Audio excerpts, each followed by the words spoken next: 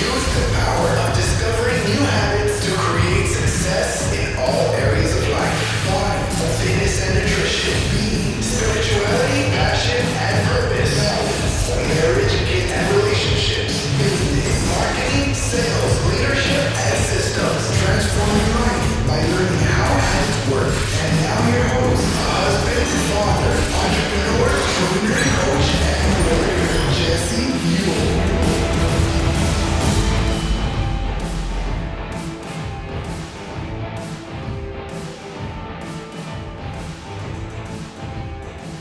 Welcome back to the Habit-Based Lifestyle Podcast. I'm your host, Jesse Ewell, and today we're going to be talking about the habit of stealing your energy. Now, this is part 2, and if this is you're just tuning into this, you may want to go back to the previous episode.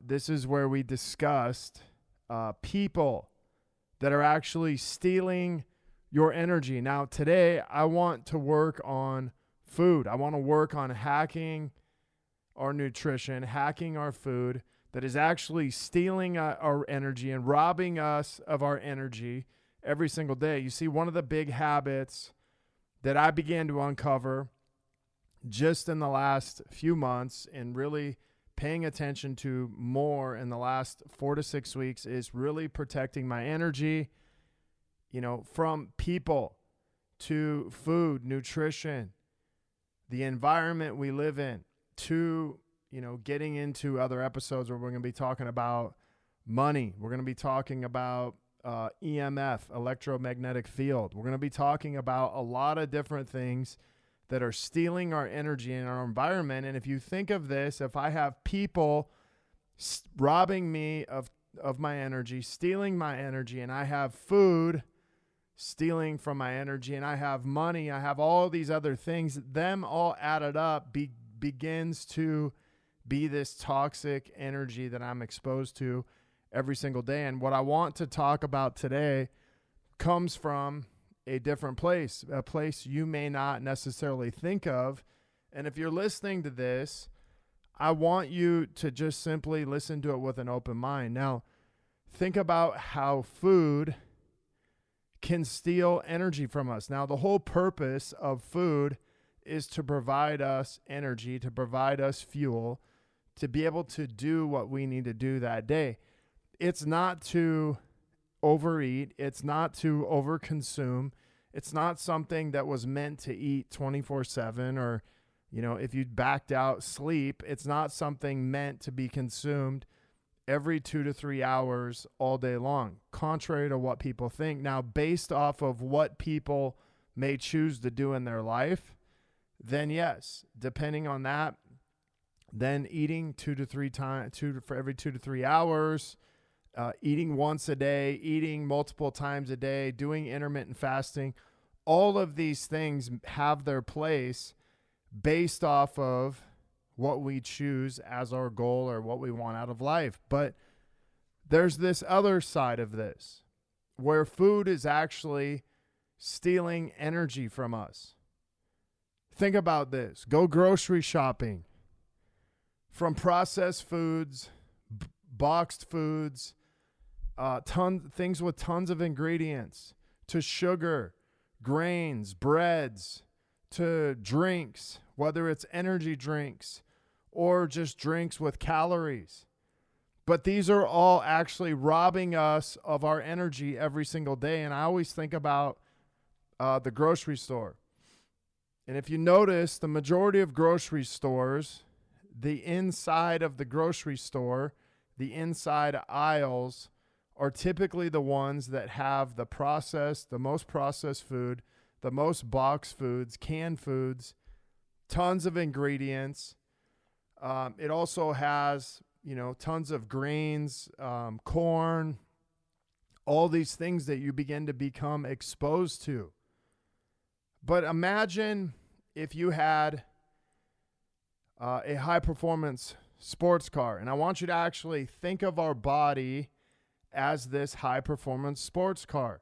And think of the inside aisles of a grocery store, the worst possible gasoline, the worst possible oil you could put into that high performance sports car, pretty much to the point where the only thing that it may actually do is just keep it running. But many of us treat our bodies this exact same way. Many of us have simply neglected this fuel for months, years, and some of us can even go on the other side of just eating way too much, overusing our bodies, over-consuming food. But either way,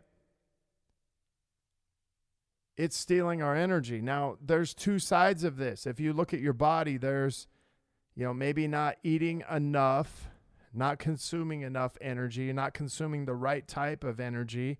And then there's this other side of over-consuming the wrong type of food, over-consuming even the right type of food. But either way, imagine what would happen to your energy if you began to shift from hanging out in the low quality food section, even, I'm talking about fast foods. I'm talking about any type of food that has a multiple list of ingredients. Now, how would you know is if you look at the majority of foods inside the aisles at a grocery store, even if you look in the organic section, organic aisle inside the middle of a grocery store, it still has several ingredients. Just because organic sugar is still sugar. So understand this. Understand that organic bread still has multiple ingredients. Now, is it better than regular bread? Yeah, I guess you could make an argument for it, but it still probably has pretty close to the same ingredients as far as the number. And so as you look at this, we are going from choosing multiple ingredient foods to shopping for one ingredient foods. One ingredient foods often don't even have labels. Think about this. Is there a label on apples? Is there a label on, celery? Is there a label on many of these fruits and vegetables you get in that section? Many of the meats, the fresh fish, things like that, there's not really a label for them. That's just one ingredient, and so there's no need for the label. Now, you might think, man, going from multiple ingredients to one ingredient, it's really tough.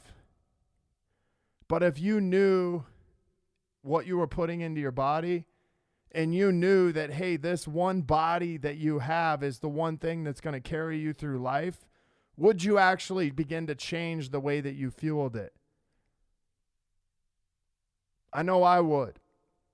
And I want you to also think of this. If you were driving a high-performance sports car, would you give it one ingredient, such as gasoline, or would you give it 10 different variations of a really crappy gasoline that would not get the performance out of it, but at least it would keep it running? But you knew the damage that was actually impacting it on the inside. Now, I'm not trying to scare you if you are someone who consumes a lot of these products, but what I am trying to tell you is this. Listen, if you don't start making a change, chances are you're going to have some type of health concerns, health scare. You can even have these even if you eat great, but the chances of me changing my food lowers my risk of possibly having high cholesterol, high blood pressure, any of these bacterial infections, anything where maybe my digestion, I have irritable bowel syndrome, I could have GERD, I could have multiple things going on just from food alone. And by me changing my nutrition, changing something that's stealing my energy every single day, I can begin to change the energy inside of my body that I'm putting out. Now, does this mean that I can't ever have a donut, like an alcoholic drink, a margarita, or some type of grain? No, it doesn't. But I would at least really think about trying to eliminate this for 30 days just to see how you feel, the difference in how you feel. And here's why. is many times we get used to eating this stuff and feeling a certain way. We don't actually realize how bad we actually feel until we stop and we give something 30 days. Like 30 days is not that hard to make a commitment of saying, listen, I'm not going to have any bread, grain, pasta. I'm not going to do any alcohol. I'm not going to do any sugar for the next 30 days. But you are eliminating toxic foods from your body, from your health, and from your nutrition. Ones that affect digestion. Ones that make you feel bloated and can cause inflammation. So many people today have this inflammation issue. You see their stomachs. They look pregnant. You see their face swollen up. And many times they're not even that overweight. It's just they're so inflamed. And it's usually due to some type of issue with food. When we begin to change our food, when we begin to change our nutrition, we begin to change the internal part of our bodies. And I know this, if you had a Lamborghini sports car, like, would you actually choose to fuel it with the worst possible gasoline and oil? Or would you actually say, hey, like, I spent all this money on this car, so I might as well take care of it. I spent all this money on this high-performance sports car, so I should probably take care of it. So why would your body be any different, except instead of money or the car, you are the actual vehicle that's driving you through life every single day. And that's the key point I want to make in this, because you are driving like a slug through life if you were fueling yourself up with this crappy gasoline. And there's no way that you're going to do this to your body if you really thought of it as a high-performance sports car. And then you wonder why you can't sleep, and then you wonder why your joints ache, and you wonder why you have a hard time digesting food, and you wonder why you can't stop eating sugar. It's because you are addicted to those things. And all of it starts with you just being aware of what's going on. I'm going to walk you through just some simple questions that get you out of this toxic food that you're giving yourself every single day. Now, question 1, is the food you're eating giving you energy or robbing you of this energy? Think about this. Is the food you're eating working or not working in your life? Many times we pick convenience over everything else. And when it comes to food, it's not always the best thing. You know, do you have any health conditions? Maybe you have, high blood pressure, cholesterol. Maybe you have digestion problems. Maybe you can't go to the bathroom on a normal basis. Maybe you need coffee or something like that to get everything out. That means you have a major health condition.